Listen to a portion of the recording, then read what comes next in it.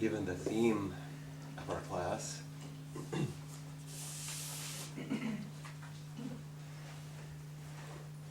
let's begin by chanting Bodhisattva vow. If it's not something you're familiar with, you will learn easily. And by the way, if anyone wants to sit somewhere closer up here, if you don't want to sit, come on over. I'll wait for people to get settled.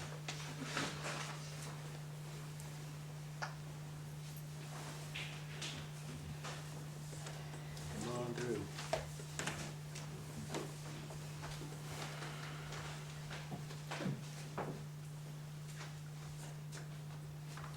If you have your handout from last time, the 4-line Bodhisattva vow is on there. If you don't, the best way to learn it is to just listen, actually, and try it out.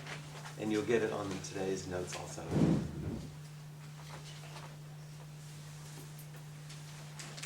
Beings numberless, I vow to freedom. Delusions are inexhaustible, I vow to end them. Dharma gates are boundless, I vow to enter them. Buddha's way is unsurpassable, I vow to become it. Beings are numberless, I vow to freedom.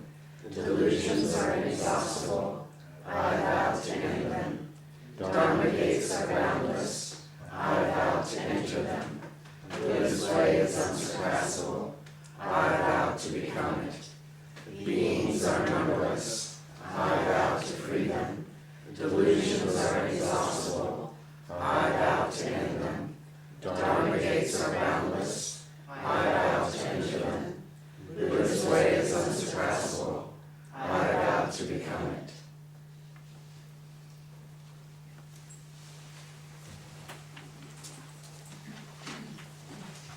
Let's see.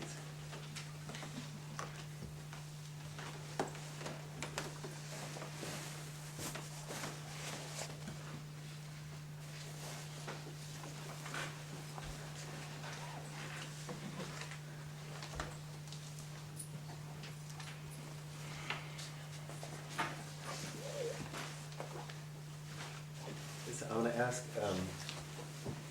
a question. Last time, we spoke about the 5 archetypal elements in the story of the Buddha. The 5 turning points, decisions, markers, whatever you want to call them. And then I suggested a number of questions that you could take on under each of those. Did anyone enjoyed diving into those questions as a practice over the last month? If you did, raise your hand. Any at all? Oh, good. Great. Yeah, they're very useful. What I'm going to do is I'm going to give you a set of questions along those 5 archetypal elements every time. I'm going to change them. So you'll get this. This is your inquiry. These are the things to take deep. These are your practice focuses. Certainly, you're going to read what's in the book and get information about the Bodhisattvas as both archetypal images, internal aspects of yourself, historical pieces of Buddhist iconography and practice and even worship in some cases. But none of that is actually going to be the essence of practice. What is inquiry into what they call forth from you, and what you're called to in meeting the questions. So I would really suggest that you take them on. Any of you who have engaged those questions, were there things that you found particularly interesting, challenging, illuminating, perplexing, or irritating? Anybody have any comments on what it was like to do that? Yeah? The one on home leaving, I had some instant answers that I've known were true about my life in the past, but there were a few more things were brought forth from the weekend out after last time. Someone said, yeah, I got home because my mother was crazy. That's why I left home. That's like the surface. I was going to say, did you read mine? But of course, that's really not the home leaving we're talking about, is it? It's about how did we release ourselves from the script that keeps us unconscious and therefore unable to wake up in our own lives. So is there something that you did step into in that deeper way? I'm not ready to share it. Oh, that's okay. Oh, okay. That's fine. You don't have to. But you did. Yes, Great. yeah. Wonderful. Anyone else? Yeah, the content's not crucial. Yeah. Yeah, it's something about where we take refuge. So it was interesting just to be more aware of where I take refuge. It's not where I want to take refuge, but I became more aware of just what I to find ground and find certainty. Some of the things I entertain Mhm. that just. And that's really well said. Where we try to find grounding and certainty is where we end up taking refuge. And it's interesting sometimes to list the ordinary refuges that we're invited to take through the practice and the places we actually take refuge. And that gap is beautiful fertile ground for practice. And of course, that's why I added under number 4, are you demanding, critical, or punishing? Because it's also a place you can begin to punish yourself for, quote, not practicing well, which is not practice, but ordinary samsara. I was doing a similar practice in a consulting situation since I've worked so long in medical institutions, specifically in cancer care. So I was working with a large cancer organization, and they had a very clear set of values that they ascribed to, which supported their mission. I said, okay, here's the values. Now, if you were to tell the absolute truth, what are the values that you actually live by as an organization and work by every single day? And they began to list. Not be the first one to leave, overwork, and they just listed all the things they actually, by their behaviors, demonstrated that they valued. And then we looked at what the differences were. And it's a similar kind of thing. Not as a way to be critical, but it's a little bit like doing step 4, you know, in a 12-step program, like a fearless moral inventory of your spiritual life. Like, oh, this is what I actually do. And then the avowing confession is like step 5. And then tell somebody about it, like maybe the Buddha. Any other questions or any experiences that you had that you wanted to make note of? Yes? I didn't remember the part about questioning myself and finding an answer or sort of stepping forward. But I do remember that you said the koan, what was your face before you were born? Yes. Is linked or... Yeah. And so I thought about that a lot. And of course it just got more mysterious. Yeah, as and it does. So it made me feel the same way I felt when we were reading in the Depth and Practice class Joanna Macy's book, when she talked about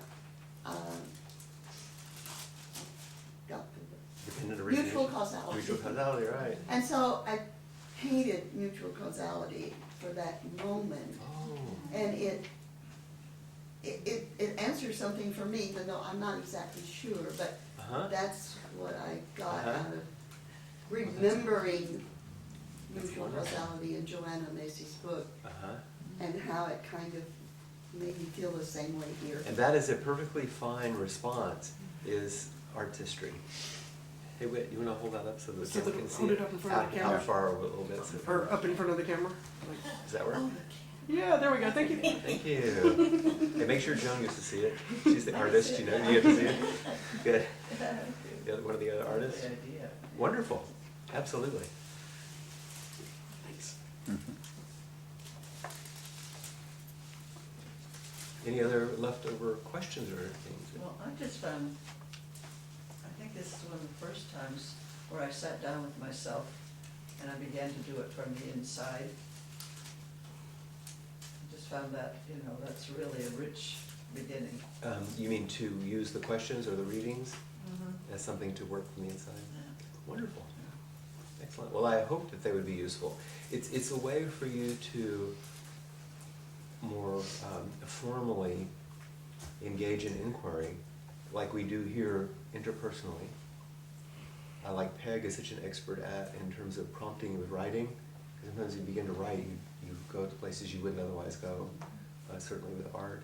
But just beginning to write about the questions and seeing where it takes you, I think is really beneficial. Not to try to answer them, but try to encounter them.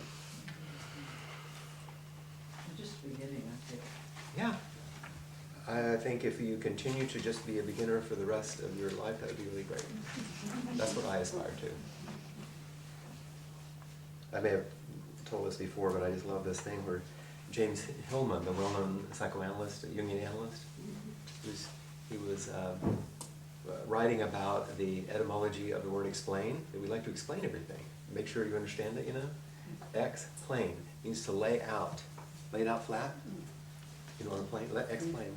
And he said, I think we've explained ideas enough. We need, instead of laying them out flat, we need to get them up and dance with them. Which I'm, in a way, it's what I'm asking you to do. You know, become intimate with them. A little naughty, maybe. You know, the first question formally talks about choice, worldly or spiritual, Buddha or Emperor, you know, that kind of choice point. But really the questions that I'm suggesting is how you can look at habit, how we organize experience in habitual and automatic ways, and how looking at habit can free you up for more choice. You just have simply more choice in your life. The second one about the sheltering palace, moving from the shelter of the palace to awakening and understanding of suffering, really talks about the ways that we attempt to protect ourselves from suffering, and through the construction of protections end up creating barriers, not just protections. The third, about home leaving, this is about the ways that we cultivate a script or a pattern and how we can seek release from that. The ascetic practices in the middle way, number 4. This is, what is the practice path that we continue to return to? One that's wholesome, in the middle way. And number 5, awakening under the Bodhi tree. This is much what Peg spoke about in her Dharma talk, I think on Sunday. If you weren't here, you can hear it, about aspiration and resistance or hindrances, maybe. We have these aspirations, and then immediately when the aspiration comes up, we're met with resistance or hindrances. How does Mara show up when you're under the tree, when you sit on your cushion? How does Mara tempt you? So these are just ways to think about these in maybe a little different way. And I hope it's helpful.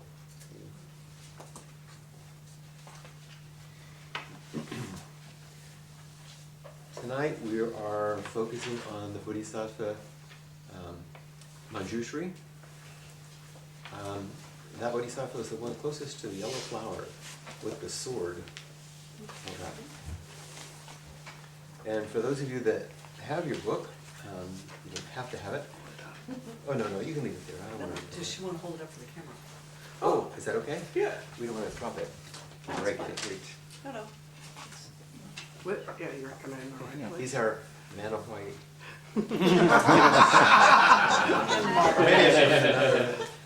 A little higher, there we are. There we Okay, go. that's good. For those of you that do have the book, chapter 5, Manjushri, in my copy it's at 109. I don't know if that's, is that what yours is? It's, I think it's, yeah, 109. 109? Okay. Yeah. I think it's worthwhile, this often, we don't always read everything, let's read some of it together, at least you'll get some of it in here. And the introduction to the chapter is so good that I thought it would be worth speaking about it. And of course you don't have to read along, just listening will be fine. Manjushri, the Prince of Wisdom. Typically, Manjushri is thought of as the Bodhisattva of wisdom, or Prajna. And Taigen Leighton does a really good job just in the first sentence. Manjushri is the Bodhisattva of wisdom and insight, penetrating into the fundamental emptiness universal sameness, and true nature of all things. It's a lovely sentence, just that, you know. So this is the archetypal figure, one facet of Buddha's body, heart, and mind, the facet that reflects most powerfully wisdom and insight. Right? Penetrating into the fundamental emptiness, universal sameness, and true nature of all things. In other words, as Joanna Macy calls it, what? Dependent origination. Right? Someone else read that whole first paragraph. I just wanted to focus on that first sentence. But someone else read for me? Yes, you did? Okay. Manjushri, whose name means noble gentleman, sees into the essence of each phenomenal event. This essential nature is that not a thing has any fixed existence separate in itself, independent from the whole world around it. The work of wisdom is to see through the illusory self-other dichotomy, our imagined estrangement from our world. Studying the self in this light, Manjushri flashing awareness realizes the deeper, vast quality of self, liberated from all our commonly unquestioned, fabricated characteristics. Very good. So as you listen to this and maybe read along, let's see it. What stands out for you? What are some of the things that really call to you out of that? Flashing awareness. Isn't that a great line? I like that. Flashing awareness. Manjushri's flashing awareness. I felt like I could see the sword, like with a glimmer Glint. of light coming off of Uh-huh. it. It's very evocative, isn't it? Whoa. Imagined estrangement. Say again? Imagined estrangement. Imagined estrangement. It's nice wording, isn't it? This imagined estrangement from our world. We can only imagine that we're separated from that which we are immersed in completely and fully at all times. And to see through the illusory. And to see through that. Mhm. It's interesting, it doesn't say, like, to see it and understand it, to see through. Mhm. But It's- it sees into the essence. Uh-huh. And it's often said that the sword is what Manjushri uses to cut through delusion. Or it's very precise discernment, which is a function of wisdom. But it's interesting that it's see through that dichotomy, not get rid of that dichotomy. Yeah, not get rid of it, not crush it, not separate, but see through. Because once seen through, there's no dichotomy. Because you see the illusory nature of it. I'm going to read just the first sentence of this next paragraph. With his relentless commitment. Wouldn't you love to have a friend who is relentlessly committed? You do, Manjushri. With his relentless commitment to uncovering ultimate reality. Uncovering, not creating, not understanding, uncovering, revealing ultimate reality. Manjushri embodies and represents the paramita prajna, the perfection of wisdom, both as a practice and as the body of sutras so named, the prajna part of the sutras. So he represents the embodiment of those sutras. And once again, that embodies and represents. Doesn't just understand or espouse philosophically. He's the embodiment of this. There are some things that it says about the Mahayana teachings and Madhyamaka and all that, so let's just skip down to the next indented paragraph, where it says insight involves going within. And would someone read that paragraph, which continues on the next page? I can read that one. Okay, great. Insight involves going within, seeing the fundamental. This energy, exemplified by Manjushri, is about pulling wisdom out of the depths of oneself. That's a nice phrase, isn't it? Mhm. Pulling wisdom out of the depths. It doesn't say creating wisdom or learning. Pulling it out. Go ahead. about being an open channel for the awakening of Buddhahood to express itself. So you're going to be a channel of the expression of Buddhahood? Manjushri's wisdom arises not from external knowledge or accomplishment, but out of concentrated inner vision. This wisdom is not based on analysis or calculation, although it may be helpful to investigate it in terms of intellectual analysis as an afterthought. And Manjushri often does so for the sake of beings. However, Manjushri's wisdom is not acquired. Okay, that small phrase, Manjushri's wisdom is not, read that again, two However- more times. However, Manjushri's wisdom is not acquired. However, Manjushri's wisdom is not acquired. Just in case you missed it. But an inalienable endowment always available to us, awaiting our settling into an uncovering of this deeper awareness. I love that, settling into. Yeah. Okay, and then the final paragraph, someone read that? Yeah. Observing Manjushri's insight into emptiness, one can recognize a wider perspective into the ephemeral non-reality of our cherished views and objectives. Developing such non-attachment can be a great relief from the pressures of the world of striving and desire. Manjushri's wisdom is not just another thing, some new toy with which to play. Rather, it is a tool for seeing through our unexamined ignorance. So this unexamined ignorance, perspective into the ephemeral non-reality of our cherished views.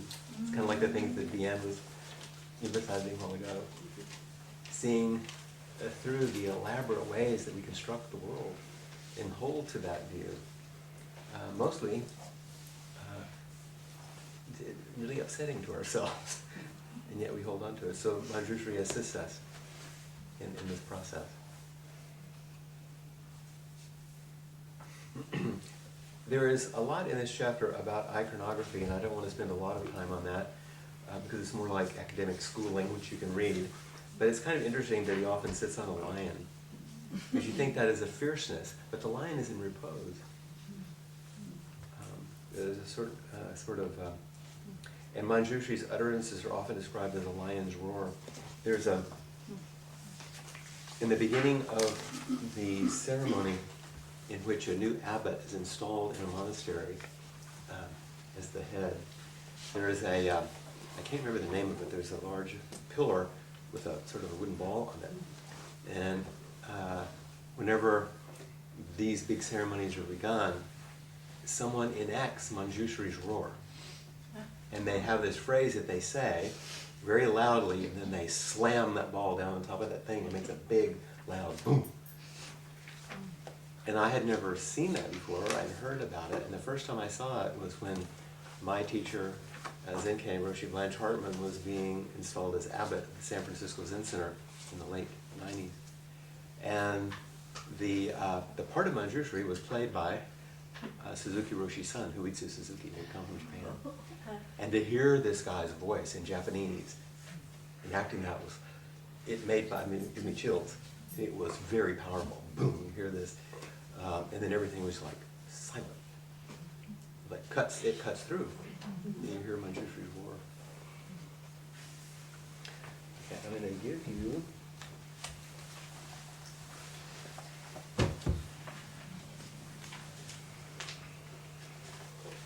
notes for the evening.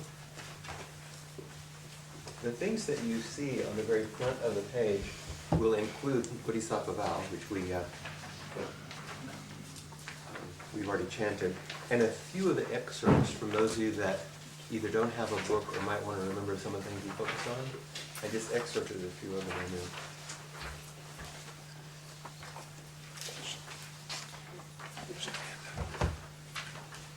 And while you're taking a look at that, it said in our readings that Manjushri is an embodiment of the entire Prajnaparamita Sutras, of all the wisdom sutras. Prajnaparamita is sometimes also called the mother of all Buddhas. It's kind of interesting. The Prajnaparamita, The mother of all what? Buddhas. Buddhas. Yeah. It's very interesting imagery, I think. Here you have the young prince and the mother related in these sutras. And this particular translation by Lex Hickson is quite interesting, and I want to read a couple of things because this is like in your depth of practice class when you're reading Joanna Macy, and it sort of is opening you to this vastness. This is what Hickson says about the Prajnaparamita Sutras. Could you define sutra, please? A sutra is like a scripture. Okay. The most strict definition of a sutra is a scripture that is written down about what the Buddha actually said. But there are sutras that are not what the Buddha said, but they're scriptures. The Diamond Sutra, the Avatamsaka Sutra, all the different ones, the Lotus Sutra. So this is the Prajnaparamita Sutras, which are the sutras of perfect wisdom. I just want you to listen to the language. It's quite interesting, both the language of the translator and it's pointing to the language of the sutras. Because if those of you that read the chapter, you realize that part of what Manjushri is known for is his use of language, even though his primary focus is on silence. Here we go. Hickson says, my intention here is to present in a condensed form a picture of the universe. A condensed form of the picture.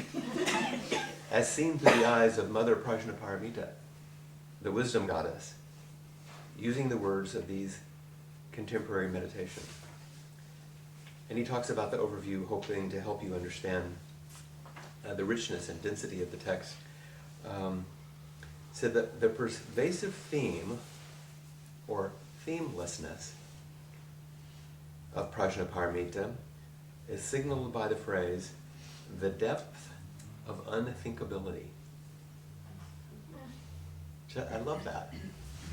The depth of unthinkability, the nature of what is, termed reality, pure presence, or truth by the sutra, can never be described, thought about, or indicated in any way. Just in case you thought you were going to get something. The following terms are therefore, and pardon me for this, but I think it's interesting.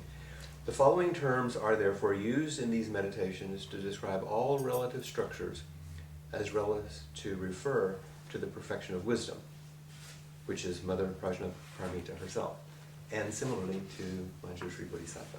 So here are the terms.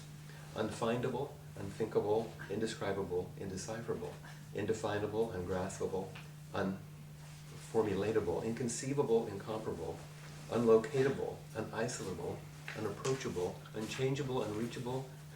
It goes on. Uncalibratable, unframeable, uncorrelatable, uncharacterizable, insubstantial, non-perspectival, non-self-existing, foundationless, baseless, traceless, nameless, pathless, goalless, abodeless, stainless, measureless, connectedness, and relationless.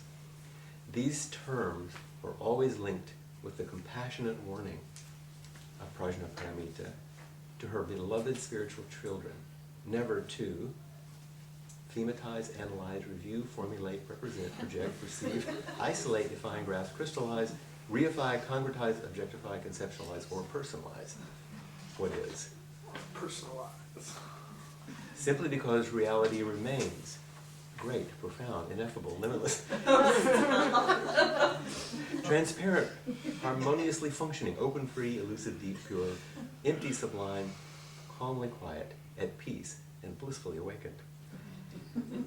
These terms indicate that reality is not a void or an absence, but is simply more real and more fulfilling than any conceptual or perceptual capacity can convey. So all those crazy words with us, that reality is not a void or absence, but is simply more real and more fulfilling than any concept any of these words can convey. What book is that?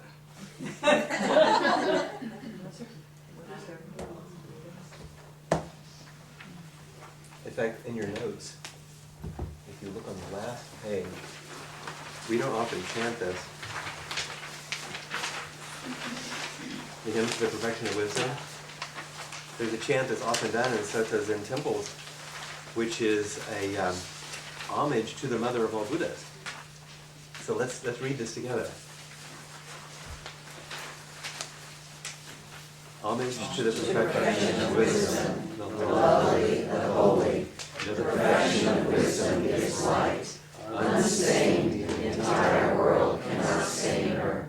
She is the source of light, and from everyone in the triple world she removes darkness. Most excellent are her works. She brings light so that all fear and distress may be forsaken, and disperses the gloom and darkness of delusion. She herself is an organ of vision. She has a clear knowledge of the own meaning of all dharmas, for she does not stray away from it. The perfection of wisdom of the Buddhas, the Lord sets in motion the wheel of dharma. That's what you would hear at the end. It's called a stop. It's a lovely chant, isn't it? Homage to the perfection of wisdom, the lovely, the holy. The perfection of wisdom is light. Unstained, the entire world cannot stain her. She is the source. You know, it's a really beautiful kind of thing. So I know this is a... chanted right before the Heart Sutra. Yeah, which is what we're going to do next. And so that's why I thought we would do it. Because the Heart Sutra that we would chant in a temple is the little version of the Prajnaparamita Sutras. That's why I wanted to do this first. And so I think of, Manjushri is the Bodhisattva that, this is heresy to say this, but it's sort of like Prajnaparamita's kid, in some way. So we're going to take a look at the Heart Sutra. Yes? I have a question. I bet I know what it is. Maybe I'm not supposed to, but the phrase, and from everyone is the triple world. I don't understand the triple world. Above, below, and here, in the past, present, and future, those kind of things. In other words, no matter where you are, you're going to be of help. Is this a translation? I'm sorry? Is this a translation of some sutra? What I'm giving you right now? No, what we just read. It's a translation of something that is chanted in many Zen temples, and so you would find it in Japanese also. It's in the English translation. So is that forgive me if I'm wrong, but is that a typo? And from everyone, if the triple world? In the triple world. Yeah, I don't know. Now the version of the Heart Sutra that we're giving you here is quite new. This is not one that we have memorized. And Peg and I are really interested in it and interested in its accessibility and its beauty. It's done by Kaz Tanahashi, the calligrapher who did the inso that's right in the entryway. And he's a wonderful scholar and translator. There's two on the wall. Oh yeah, those two over there. This one too? No. No. And Joan Halifax, who some of you know, who's the senior teacher at Appamada. So let's read this one together. So this is the Sutra on the heart of realizing wisdom beyond wisdom. Sometimes we will say it's wisdom beyond wisdom, Heart Sutra. So this is the wisdom that goes beyond wisdom. So let's read it together. Avalokiteshvara, who helps all to awaken, moves in the deep course of realizing wisdom beyond wisdom, sees that all five streams of body, heart, and mind are without boundary, and frees all from anguish. O Shariputra, who listens to the teachings of the Buddha, form is not separate from boundlessness. Boundlessness is not separate from form. Form is boundlessness. Boundlessness is form. Feelings, perceptions, inclinations, and discernment are also like this. O Shariputra, boundlessness is the nature of all things. It neither arises nor perishes.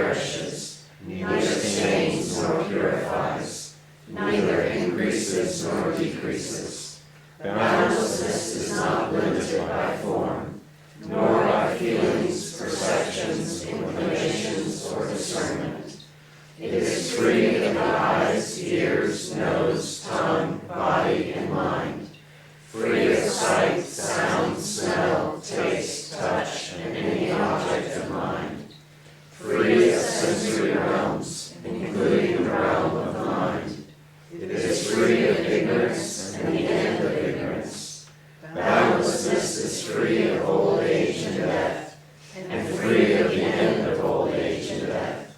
It is free of suffering, arising, cessation, and path, and free of wisdom and attainment. Being free of attainment, those who help all to awaken abide in the realization of wisdom beyond wisdom, and live with an unhindered mind. Without hindrance, the mind has no fear. Free from confusion, those who lead all to liberation embody profound serenity. All those in the past, present, and future who realize wisdom beyond wisdom manifest unsurpassable and thorough awakening. Know that realizing wisdom beyond wisdom is no other than this wondrous mantra, luminous, unequal, and supreme. It relieves all suffering. It is genuine, not illusory. So set forth this mantra of realizing wisdom beyond wisdom. Set forth this mantra that says, Gate, Gate, Paragate, Parasamgate, Bodhisattva. Have to do that. So the primary term that is shifted among many, but the primary one is boundlessness. It's usually translated as emptiness. That's right. It kind of makes a difference as you read it. One of the things I love about this is that it's not offered by the Buddha, and it's not offered by Manjushri. The heart of the whole Prajnaparamita text is offered by Avalokiteshvara, the Bodhisattva of compassion, talking to Shariputra, one of the disciples. So it's a relationship that invokes the Bodhisattva, like the Buddha sits back and says, and so does Manjushri. And so Avalokiteshvara is preaching wisdom. So guess what? They're different facets of the same thing. So Avalokiteshvara... Spiritual friendship. Yeah. It's spiritual friendship at the deepest level. So Avalokiteshvara, who helps all to awaken, moves in the deep course of realizing wisdom beyond wisdom. In other words, when she's practicing deeply in wisdom beyond wisdom, sees that the usual skandhas, the 5 streams of the body, heart, and mind, are without any boundary. Actually, they're unconstructed. All those words I said earlier. And seeing that they are boundarylessness, she's freed from anguish. And says, Shariputra, dude, listen. Oh, Shariputra. Form is not separate from boundarylessness.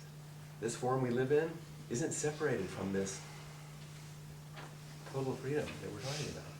And if you want to know how this freedom looks, look at form. It's here. And then all the things we usually use to separate the environment in our world up, feelings, perceptions, inclinations, discernment, they actually don't break up boundlessness. Things don't come, they don't go, they're not born. It goes on and on. That all things we usually use to arise and pass away in boundlessness, but aren't destructive to it when we go into wisdom beyond wisdom. So, this is many, many classes, this is many, many intensives, this is many sessions, this is a lifetime. One of the things I adore about the Heart Sutra is that when we're reading it together and chanting it, somebody else in the world is chanting it right now. Because it's being chanted continuously, really, because you just move through time zones. Somebody's having a sermon, somebody's chanting the Heart Sutra. It doesn't stop. And it's kind of an amazing thought, isn't it? There's even an episode of ER where it's being chanted at the end. Oh, really? Someone is dying, yeah. Even on ER. And there's a whole beautiful teaching on the final mantra, Gate, Gate, Paragate, and Parasamgate, Bodhisattva. Crudely, gone, gone, beyond, gone even beyond the beyond, far out. Bodhisattva. There's a lot of beauty in that. So live with this a little bit. Read it. See if it speaks to you in some way. This is the sort of essence of the 8,000 line Prajnaparamita Sutra in a small version. I had a guy come to see me one time for therapy, and it was in the summer here in Texas. So he was wearing a tank top, and he had a tattoo, he had an armband, and I couldn't see what it was. I looked closer. It said, "Form is emptiness, emptiness is form, form is emptiness, emptiness is form," which is the usual line instead of boundlessness. He had this line from the Heart Sutra going round and around and around on his arm. So please enjoy it. I know that we're only touching on these things. Another thing I would recommend is the things that I gave you last time. Tori Zenje's Bodhisattva vow, Dogen's Ehe Koso Hatsagonwa, and Measure Veda's What is Your Life About? Go back and read them again as wisdom pieces. Now that we've talked about Manjushri, go back and read them as wisdom pieces and see how they begin to take up. And because what you're going to get each time are, I'm trying to give you some older pieces, some from Zen, and then the contemporary piece, to represent each facet of a Bodhisattva's life.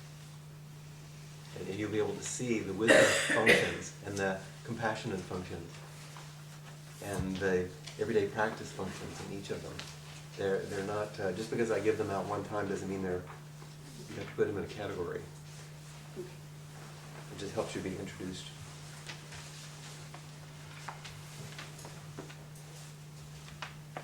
We'll go from the ancient wisdom text to China, to Chan. Although there's some idea that the Heart Sutra actually was written in China.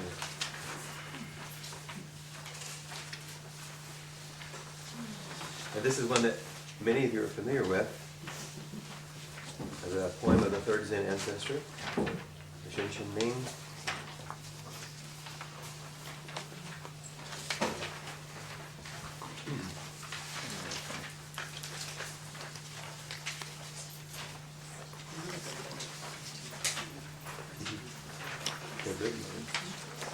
So I consider this a wisdom teaching from Chan, from China. This was written in the 6th, 7th, 8th, something like that. 600, I think. Yeah, I think it was in the 7th century. It's old. And I can tell you, someone asked me an interesting question one time. One of those kind of questions is like, wow. Okay.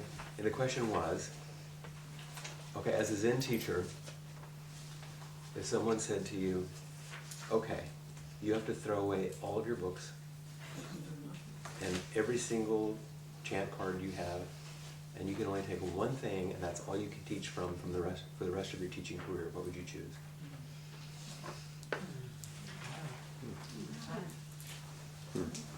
And this is what I said.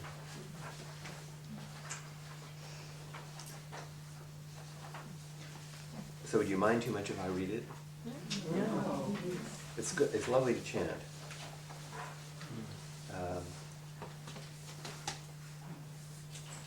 The great way isn't difficult for those who are unattached to their preferences. You could stop there, right? The first time I heard my teacher give a Dharma talk on this, she said, I can hardly get past the first line. Let go of longing and aversion, and everything will be perfectly clear.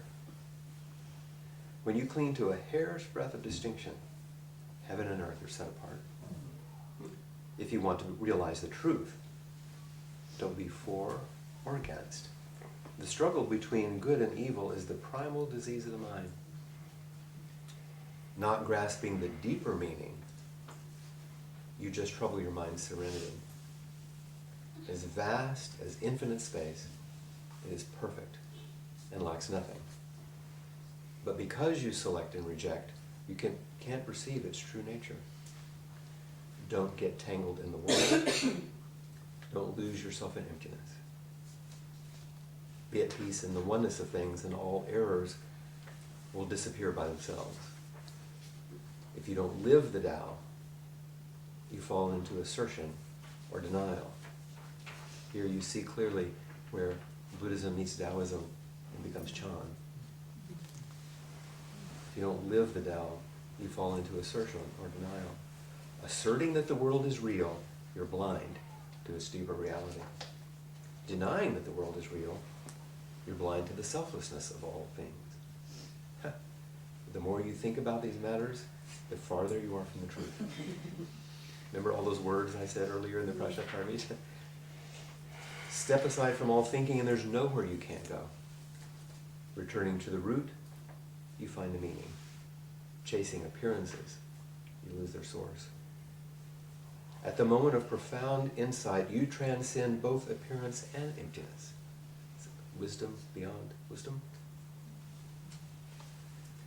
Don't keep searching for the truth. Just let go of your opinions. For the mind in harmony with the Tao, all selfishness disappears with not even a trace of self-doubt. You can trust the universe completely. All at once you are free, with nothing left to hold on to. All is empty, brilliant, perfect in its own being. In all the world of things as they are, there is no self, no non-self. If you want to describe its essence, the best you can say is not two. In this not two, nothing is separate, and nothing in the world is excluded. The enlightened of all times and places have entered into this truth. In it there is no gain or loss.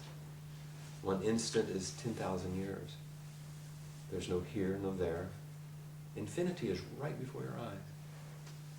The tiny is as large as the vast when objective boundaries have vanished. The vast is as small as the tiny when you don't have external limits. Being is an aspect of non-being. Non-being is no different than being. Until you understand this truth, you won't see anything clearly. One is all. All are one. When you realize this, what reason for holiness or wisdom? The mind of absolute trust is beyond all thought, all striving, is perfectly at peace. For in it, there is no yesterday, no today, no tomorrow.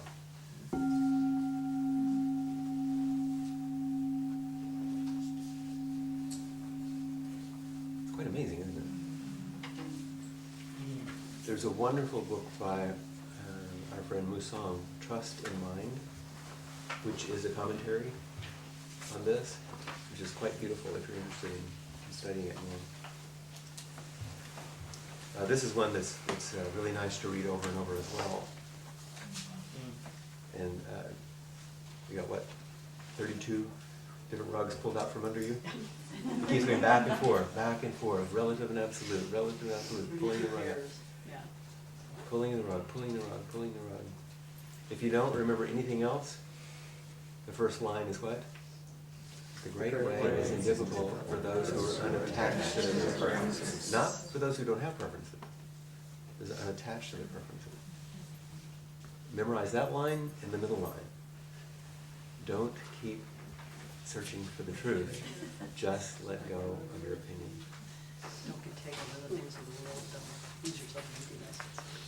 Just find your little koan in there, the one that will help you feel the spacious boundlessness that's spoken about in the Heart Sutra.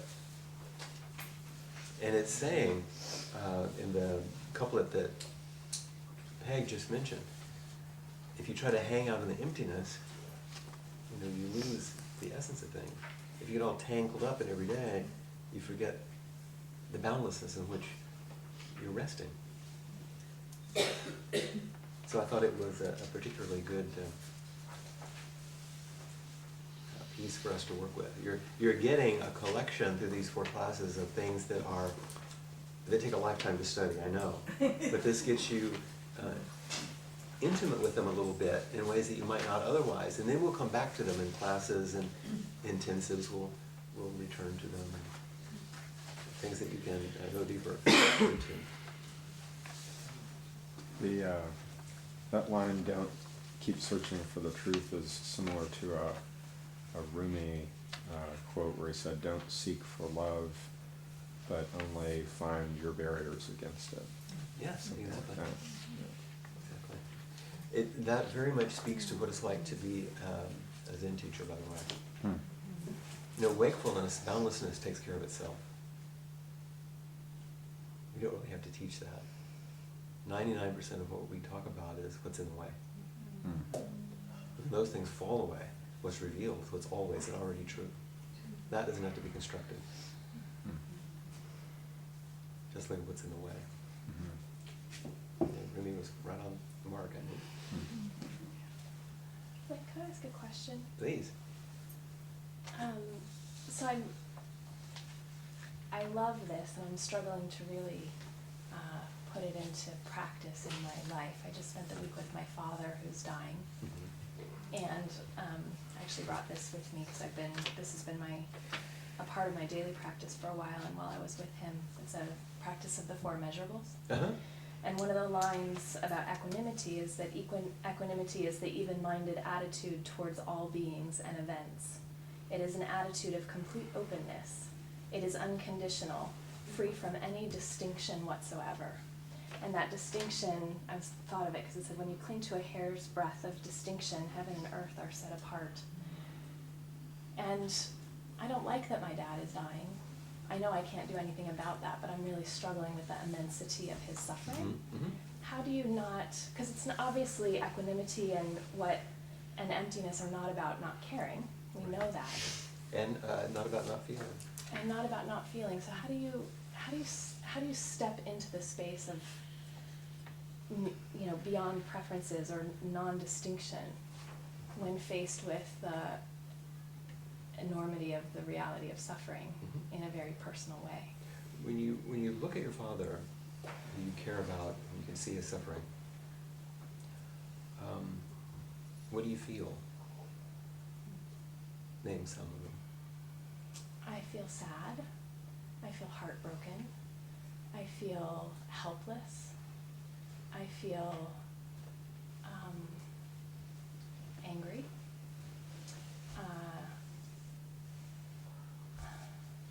I feel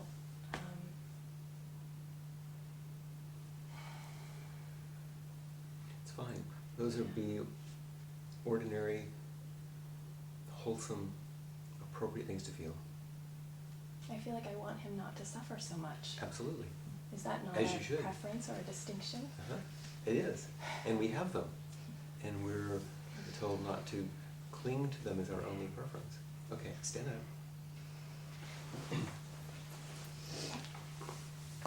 come over here. Stand by Avalokiteshvara. Just for good measure, okay?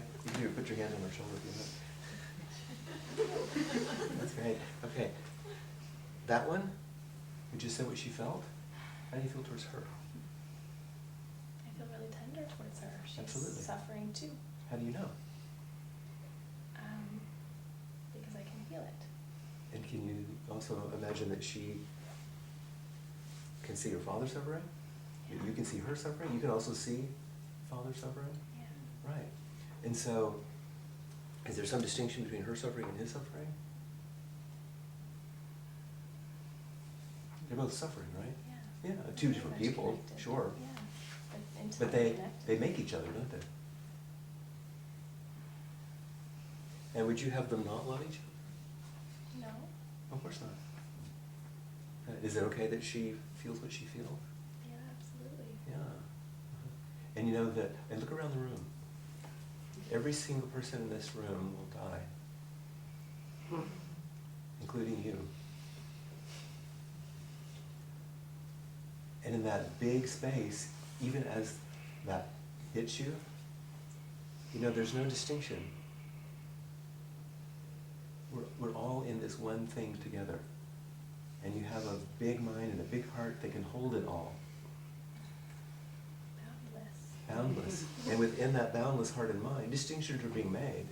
Yeah. And if you try to cling to them, like only hold to, you can die, you're going to suffer. Feeling it isn't clinging. Feeling is letting it move.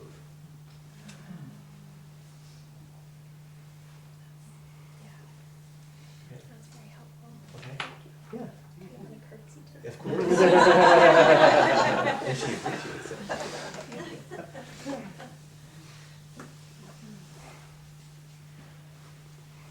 These are the kind of things that come forward that we have to begin to feel our way through and act in our bodies.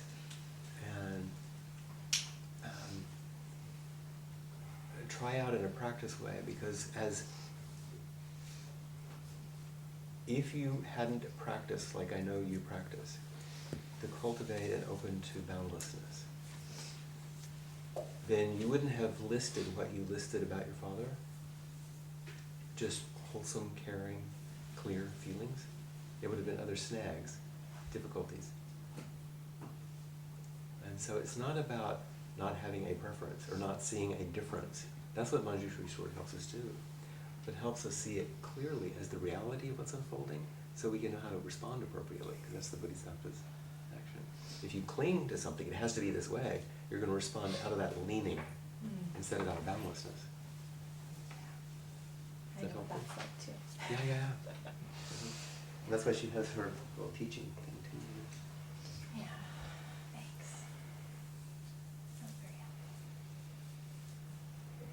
I wanted to mention, and this is on your notes, there are two other sections in the reading. And I just want to make note of them, really, because I know you can go through them.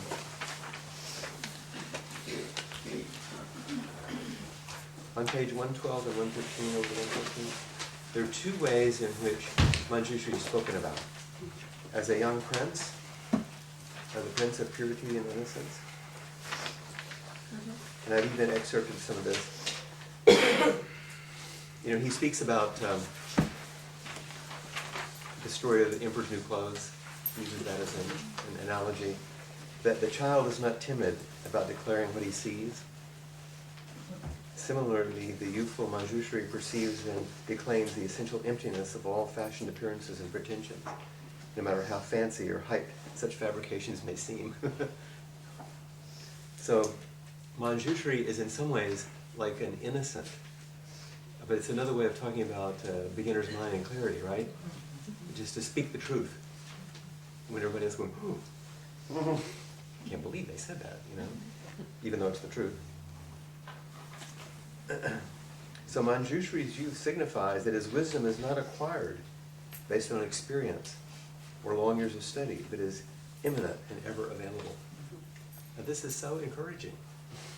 Your wisdom, the Manjushri in you, is imminent and ever available.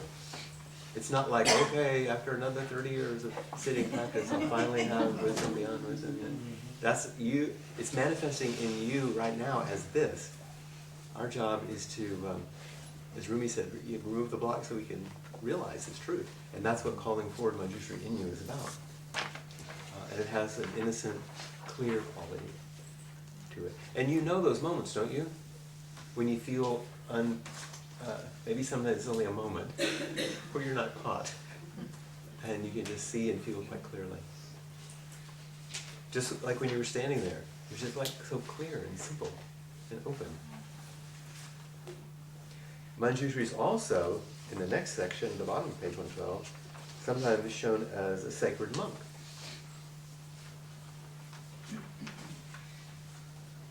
You see them in the middle of, in fact, in all the temples I went to in Japan, Manjushri is on an altar in the middle of the zendo, in the center.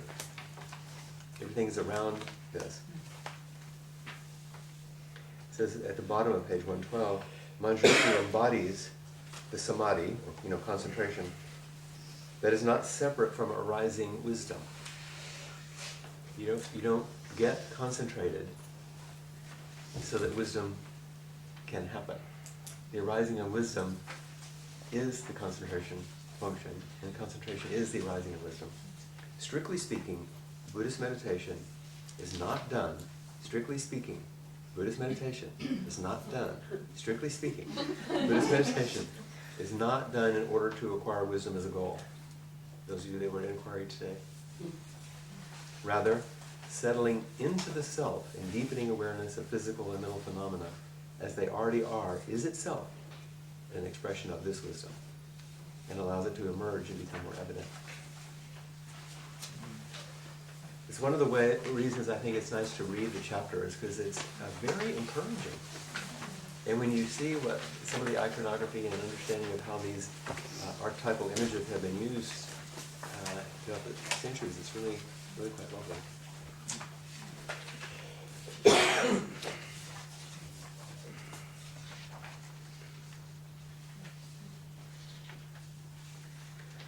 We're going to do one more thing, but I wanted to look very quickly at the 5 elements again, which you have on your new page. And they're the same 5 archetypal elements in the story of the Buddha, because that's our main teacher. Okay? The choice, the sheltering palace, home leaving, the city practice, awakening. But now I've added new questions for you. Now you can go to town on these. The choice.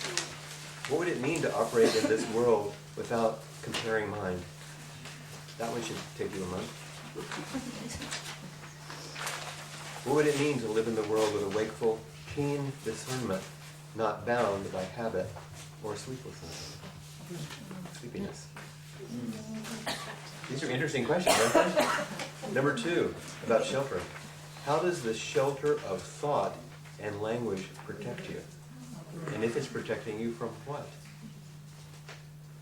What would it mean to step outside the palace of concept, knowledge, and language? Home living. What is home to you? Where do you live? And how do you maintain your home? Oh, these must be good. People are grunting. What would you fear in leaving the safety of your home? Why would you do such a thing? What would propel you to make such a choice? See, we're taking those questions from the first time and deepening them in the wisdom function. Okay, ascetic practice the middle way. How broad is the middle? What does it include? What does it exclude?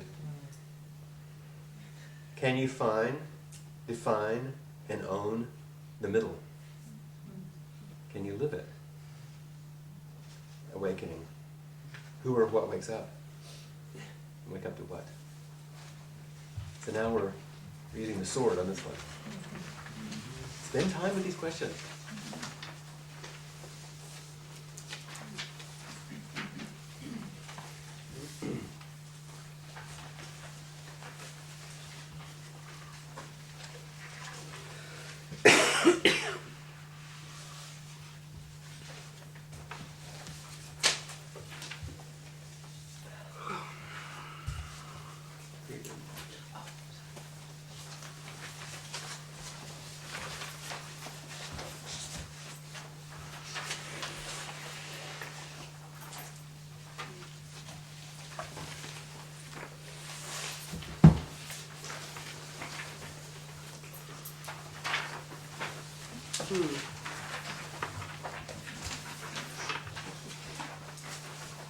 Here we go, Cassie.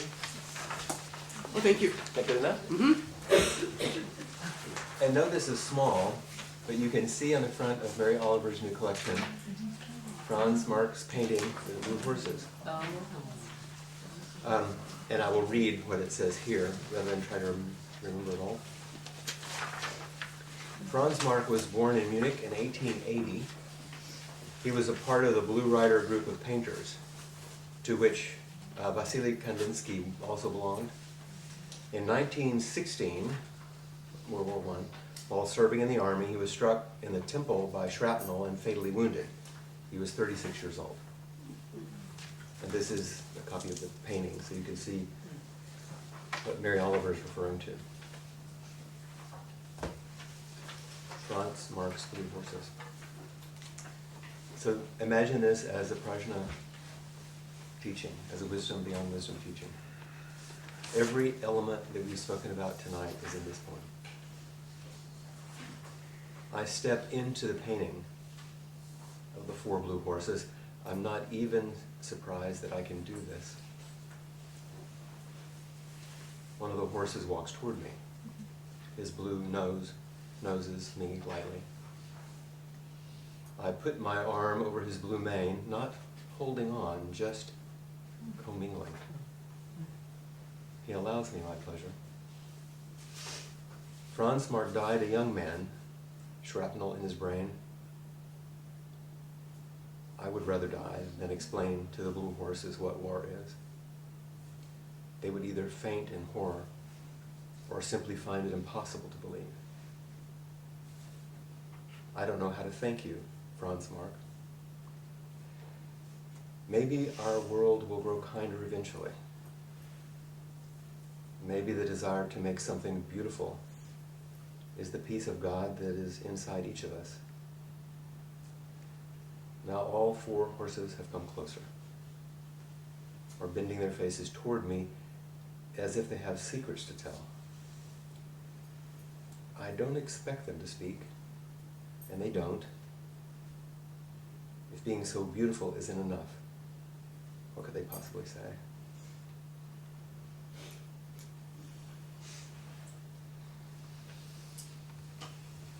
Someone else read it, please. Franz Marc's Blue Horses. I stepped into the painting of the 4 blue horses.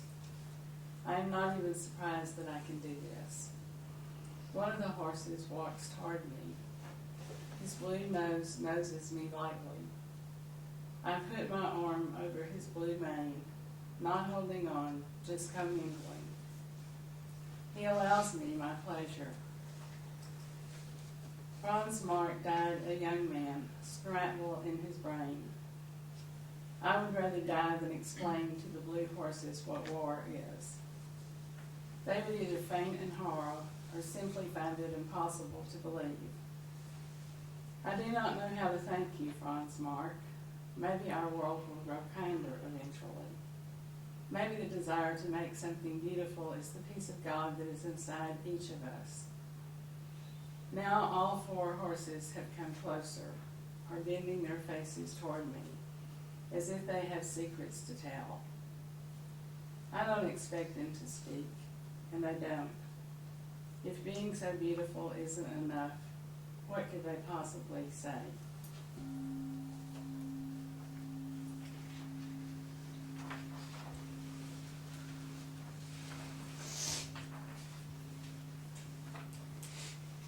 So why can I hardly read this without crying? What is it?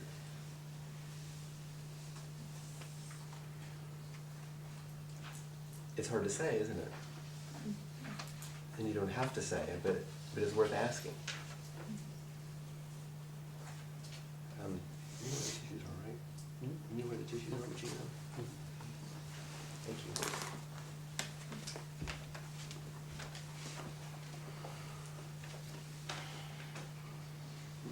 And I don't want us to work at trying to explain anything here. I want you to live with it. Because you can see that all the pieces are there. The use of language to go beyond language. The beauty of the painting, just like you showed us your painting. That touches the ineffable.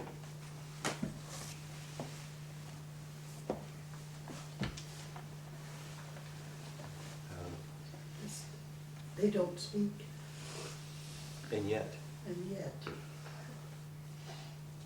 we get something. There was a piece in the Austin Insight on Sunday about Donald Hall in essays from Beyond Dating. And there's so many wise things in there, but it closes, the article does, with him receiving the Medal of Honor. And he says, President Obama leans over and speaks some private words into his left ear, which is completely deaf. Just perfect. But the leaning and the wholeheartedness and the offer is the message. Exactly. And there are certain clues, commingling, stepping into the pain, you're not even surprised you can do it. Both the horror of seeing what you don't want and the desire for things to be better. Everything. It all moves in such a beautiful way. Which is what, in the 7th century, Thikhan was pleading for us to understand. What the Heart Sutra is blowing open for us to realize. Not something about Buddhism, not something about an icon, about your own heart and mind. But Manjushri is just the representation of that heart and mind that can live in that way, move in that way, encourage in that way, feel in that way, and not be trapped in any way. It reminds me of the poem from Inquiry today, too. Yeah, that's my point. Yeah, because that was moving in me as I was preparing, so that's why I... What's the name of that book? I'll never be able to remember her name. The book of her poetry. Actually, it's about, one of the lead poems is about a dog, so it has an... email me, I'll send it to you. Okay. It was so beautiful. Yeah, it's in Borska. Beautiful poem. On your notes for tonight, as we come to the close, our dedication is here. You can find it. And as you're doing that, are there any last questions or comments from tonight? You know, I can, go ahead. I have one question about the Heart Sutra. Did you say that the word boundlessness has been replaced? It is a replacement for the word Emptiness. emptiness. Yeah, that should definitely. And the Sanskrit word for that is shunya. Mm-hmm.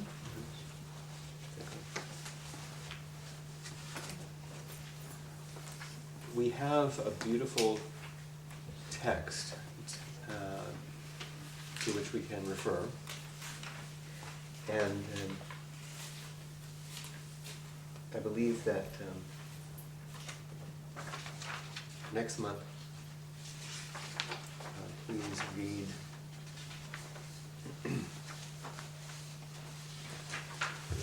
is it Avalokiteshvara, I think. Is it Samantabhadra? I couldn't remember. Yeah, Samantabhadra, okay. Both chapters or just? Just Samantabhadra was what we're going to focus on. Do we have a corresponding page number? Where does it start? So, I think you told us up to 107 last time. Samantabhadra. Samantabhadra starts It says 135. It goes to 166. Because we have such a lovely text,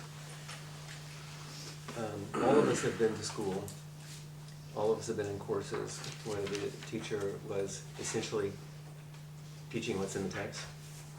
You're smart people, you can read.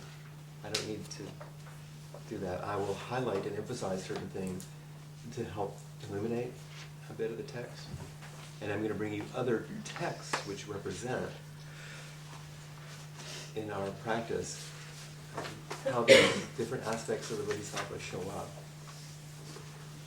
And then I'm giving you questions to take you deeply into inquiry so that you can call forward those same qualities on yourself. That's the real work. So I know that it's not a class where you come and you're given information exactly the same way. Does this make sense? I want to give you something more. You have the foundation. I want to give you some of the classic texts that illuminate it and questions so you can take it deeper. So let's dedicate the merit of our time together in class tonight.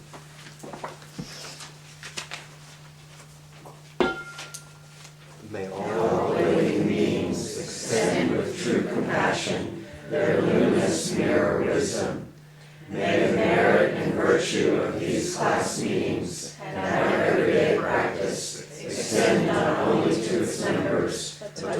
all beings everywhere, so that all may find their unique, sparkling place in the way of awakening, and may this practice of awakening go on endlessly.